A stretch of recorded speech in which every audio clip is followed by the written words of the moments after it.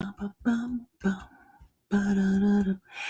kia ora. Helen Brahms here, coming to you live from Surprise in Arizona. Welcome to Before the Dirt Nap podcast number 1597, Last Christmas. So that is what we're going to be watching tonight. But before we get to that, White Christmas, I was last night's one, and it was from 1954, and I had never seen it before. Yes, I'd heard the song White Christmas, but I had never seen the movie before.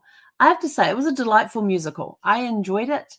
My favorite scene in the whole thing was the song Sisters, that was lip synced by Bing Crosby and Danny Kaye. That was magical. It was absolutely magical. And then I did need my tissues towards the end when they brought the general into the room in his full uniform and the and all of the guys that he used to be in command of during the war were there, which I thought was rather special, and it caused me to tear up a little bit. But delightful musical. Definitely going to put it on the list for next year as well. I wish you could see her. She is all stretched out, head up on the armrest, eyes closed, snoring. Anyway, so tonight we're going to be watching Last Christmas, and it's probably going to be a late start to this because I'm still working on my newsletter for this week. So you've got time to sign up for the newsletter. It's scrolling across the bottom of the screen there. Yeah, today was a very busy day, so I didn't get a chance to work on it today. Like I normally get a chance to work on it like in the mornings. Yeah, that didn't happen. It was just as simple as that. The day was a very busy day, which is good because I like busy days. So I am frantically working on that, and it shouldn't take me much longer after we finish this for me to get that done and in the process of being sent out. So you have time to sign up for it at beforedirtnapnewsletter.com and see what we're talking about this week. This week we are, what am I talking about this week? Something to do with the holidays. I can't remember what my theme of the week is.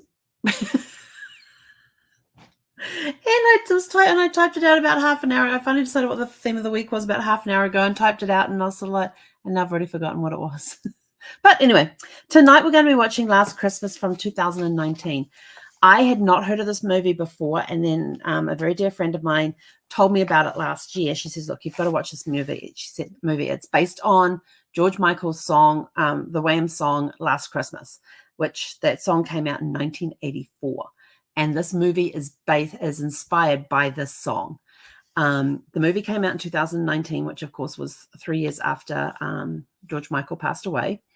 And I was curious about the background of it, how it came about and that sort of thing. So I went and had a look, and it didn't really talk about how it came about, but it talked about who wrote the story.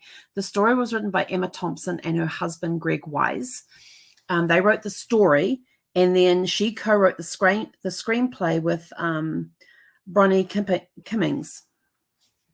And I think they did a great job of it. And so the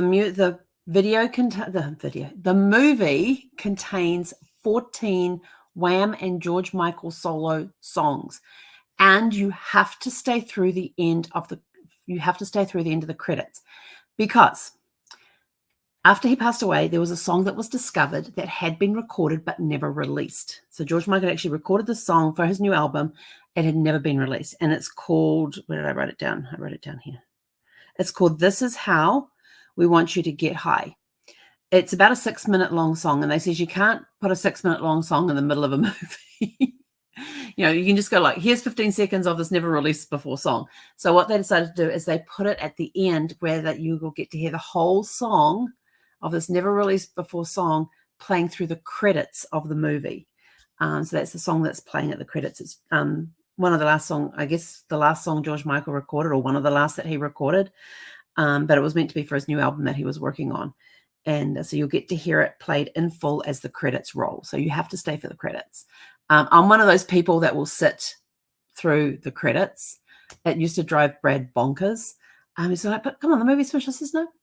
And would sit there, and and a lot of the times when we sat in movies, the credits would be rolling, and all of a sudden it would just break, and they'd go to this extra scene or a bunch of bloopers in the middle of the credits, or off to the side of the credits as the initial credits are rolling, or towards the end, and or at the end you get to see this. There was one movie we were watching, and we got to the end of the credit, like the distribution company stuff, or the big logo that comes up at the end, and then you're done. That came up at the end, and then it suddenly opened up to the scene, and the actors are like looking in the camera going, "What are you still doing here? We're done. Go." Which was absolutely hilarious. I wish I could remember what movie that was in, but it was right after the last credit had rolled. It just suddenly comes in, and the actors are just standing there chit-chatting around. They like turn around, they go, "Hang on, what are you still doing here? We're done. Go. It's over. The movie's done. Go."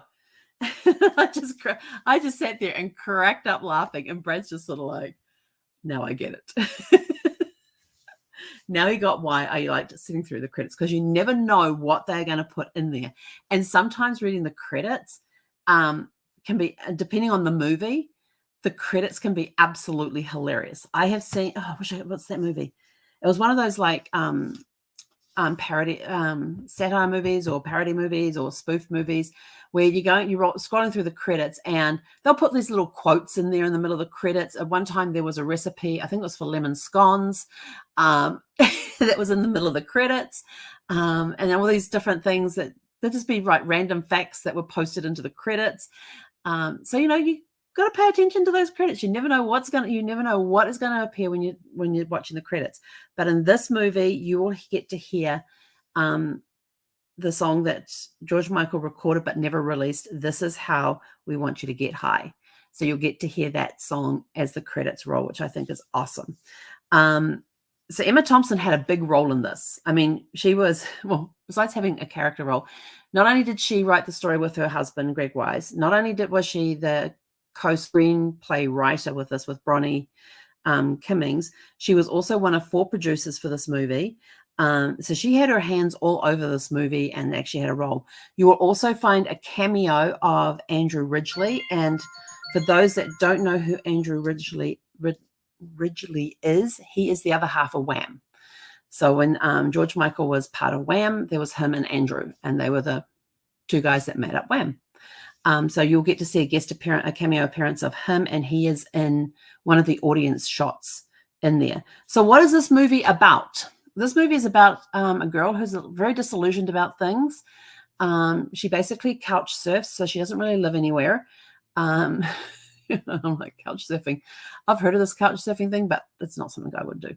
But anyway, so she's busy couch surfing and all of that, and gets kicked out of the last one, has to move back home. She's down on luck. She meets this guy, seems like a nice guy, and they hang out a little bit here and there and all that sort of stuff. But this guy's a bit of a mystery because she can never find him, and he never carries his phone because it's in his he's got it in his cupboard. And so she's trying to figure out who this. So as he's teaching her, he's helping her find her Christmas spirit again. He finds out what happened to her the previous Christmas. She finds out a little bit more about him. There's a couple of twists and turns in there. Tissues are required. Sorry, tissues may be needed.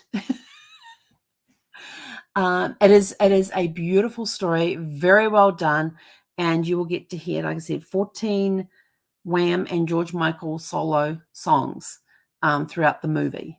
And this girl, the main character in this one, is trying to become a singer as well, trying to trying to become a star as a singer.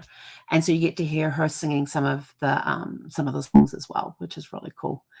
But it is a beautiful movie, a great storyteller. Yes, it is a romance, so it is a chick flick. But I was told about it. I watched it last year, absolutely loved the movie, and thought that's definitely going back. That is definitely going on my Christmas list. Absolutely, definitely. So this will be my second time seeing it, and I really can't wait to see it. So I'm going so I can go get this newsletter out, and I've got 45 minutes to get the newsletter done before I go and sit down at 8 o'clock and go watch Last Christmas from 2015. If you have seen the movie, what did you think of the movie? What did you think of the storyline? What was your favorite scene? Let us know in the comments below, and we will catch you guys back here tomorrow evening at 6 p.m. Pacific. Hey, Konera.